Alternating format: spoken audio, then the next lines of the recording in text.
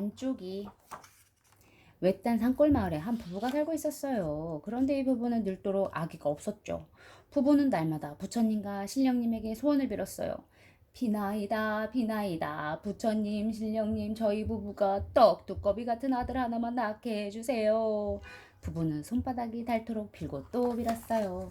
하루는 부부가 잠을 자는데 꿈속에 머리가 하얀 신령님이 나타났어요. 뒷뜰 우물 속에 잉어 3마리가 있을 것이다. 그것을 잡아먹으면 아들을 낳으리라. 깜짝 놀라 잠에서 깬 부부는 헐레벌떡 뒷뜰에 있는 우물로 뛰어갔어요.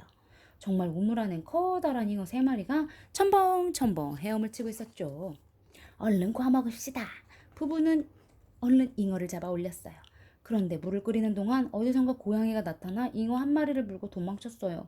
부부는 얼른 쫓아가 고양이에게서 잉어를 빼앗았죠. 하지만 그새 고양이는 1마리의 잉어를 절반이나 먹어버렸어요. 어쩔 수 없이 부부는 멀쩡한 2마리와 밥만 남은 잉어를 푹 구워 먹었답니다. 그 얼마 후 부부는 아들 3쌍둥이를 낳았어요. 그런데 큰아들과 작은아들이 멀쩡한데 막내아들이 반쪽이로 태어났죠. 눈도 하나, 귀도 하나, 팔도 하나, 다리도 하나. 꼭 밥만 남았던 잉어의 모습과 같았어요. 새 아들은 무럭무럭 튼튼하게 자랐어요. 그 중에서도 반쪽이는 힘이 장사였죠. 하루는 두 형이 과거 시험을 보러 가게 됐어요. 반쪽이도 냉큼 두 형을 따라 나섰죠. 하지만 두 형은 반쪽이와 가기가 싫었어요. 사람들의 놀림을 받기 싫었거든요. 두 형은 반쪽이를 커다란 바위에 꽁꽁 묶어놓고 서둘러 길을 떠났어요. 이제 못 따라오겠지. 영차!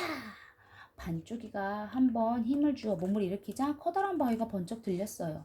반쪽이는 바위를 짊어지고 집으로 갔어요. 아, 반쪽아, 이게 웬 바위냐?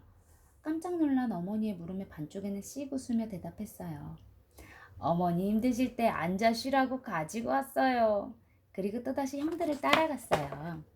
반쪽이가 금세 다시 쫓아오자 이번엔 두 형이 반쪽이를 큰 나무에 꽁꽁 묶었어요. 하지만 반쪽이가 또 힘을 주자 나무가 무처럼 쑥 바닥에서 뽑혔죠. 반쪽이는 그 나무를 가지고 또 집으로 갔어요. 어디에 쓰려고 이 큰 나무를 가져오니? 아버지가 묻자 반쪽이는 싱긋 웃으며 대답했어요. 아버지 더우실 때 그늘에서 쉬시라고 가져왔어요.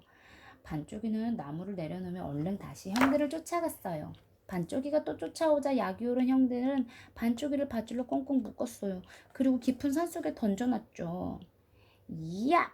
반쪽이가 힘을 주자 밧줄은 툭 끊어졌어요. 그런데 그때 커다란 호랑이가 나타나 반쪽이에게 덤벼들었죠. 반쪽인 잽싸게 호랑이 꼬리를 잡아 빙빙 돌려 휙 던져버렸어요. 그리고 죽은 호랑이 가죽을 홀랑 벗겨 집으로 떠났죠.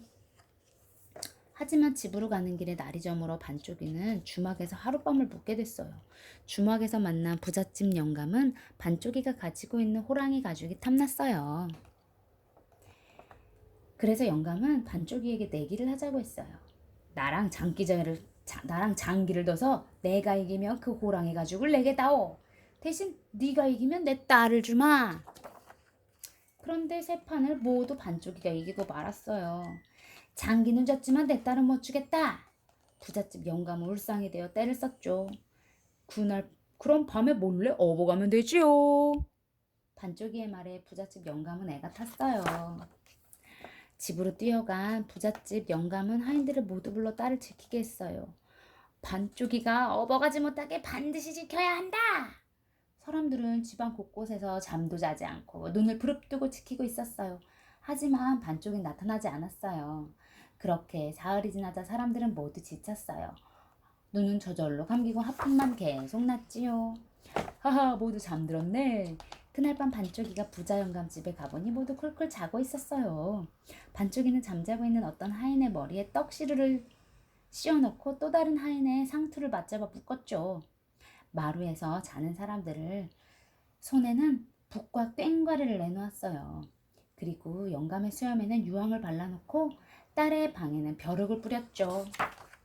그러자 벼룩은 자고 있던 딸의 온몸을 물었어요.